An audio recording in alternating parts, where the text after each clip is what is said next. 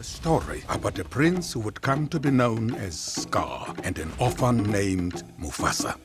Two brothers who set off on a dangerous journey to find a new home and a new family.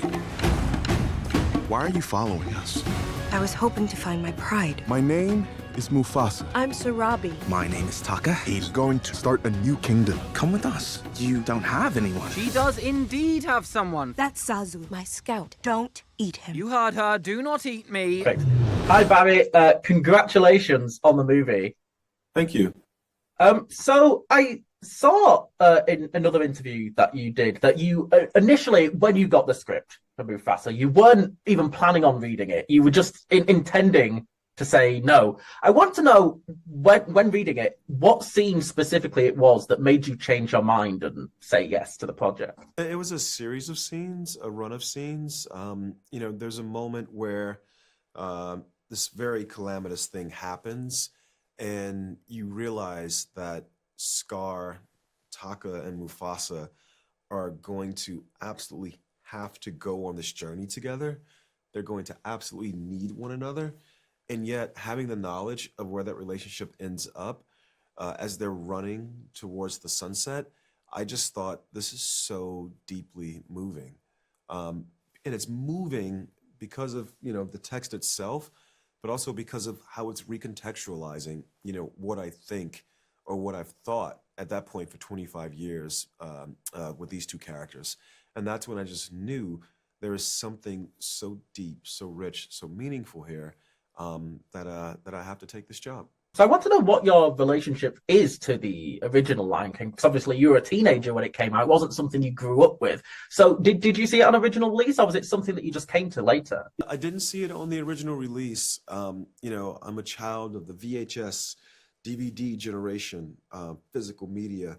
And I was living with my sister, who was a single mom. And this movie, you're looking for which movie will be like the iPad or the Baby Shark that can keep the kids' attention, in a time before those things existed.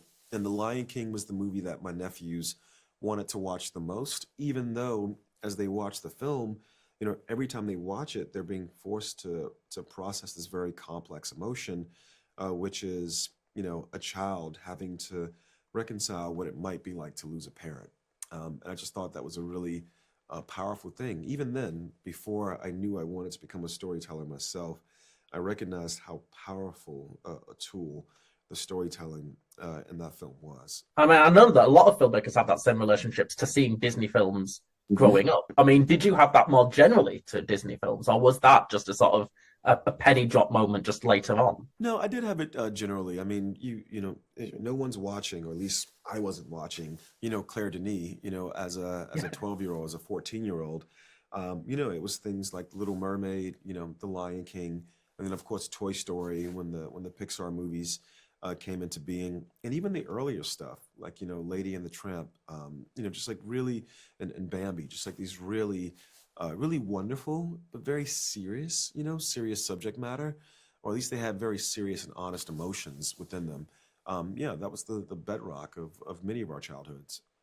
Yeah. So of course Mufasa is much different to your earlier work. It's not a stripped down character drama. So I just want to know, what was the bigger challenge for you to sort of adapt to this time? Was it making action set pieces, or was it musical sequences? So I've got to be honest. I felt that it was a stripped down drama. Okay. I really did. I think the reason why they say that this story format has roots in Shakespeare, and you think Shakespeare is all about conversations, about dialogues, sometimes monologues, but it's about these conversations.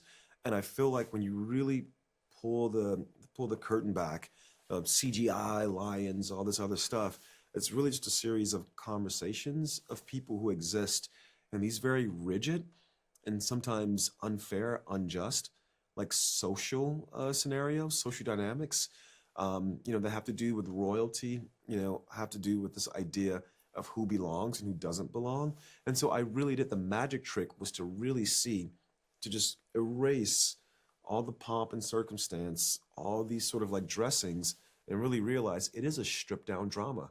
You have these two brothers, who are bonded, not by bonded by choice, bonded by a deep connection, And then, oh my gosh, the stuff of drama, we get to slowly show how that bond, is sort of torn asunder, and how this one person evolves to become the best version of themselves, and this other person evolves to become the worst version of themselves.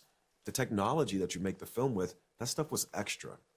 If anything, that was stuff that was getting in the way of just getting into the stripped down drama. And so we started breaking down the process of how the movie is made so we could very simply block out, okay, in this conversation, when is this person going to lift their head?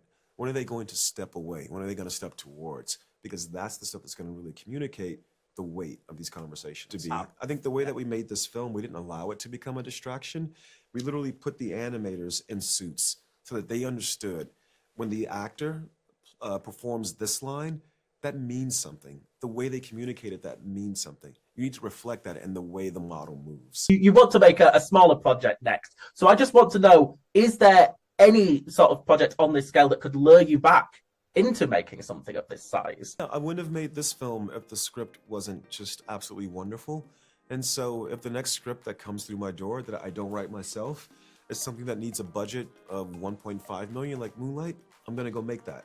If it needs a virtual production, like massive enterprise like this, I'm gonna go make that. It all comes down to the script and what's appropriate aesthetically to tell that story. Well, Barry, I look forward to seeing it. Congratulations again on the movie. Congratulations on getting married as well. Yeah, thank you, boss. But yeah, no, take care. Thank you. Right, take care.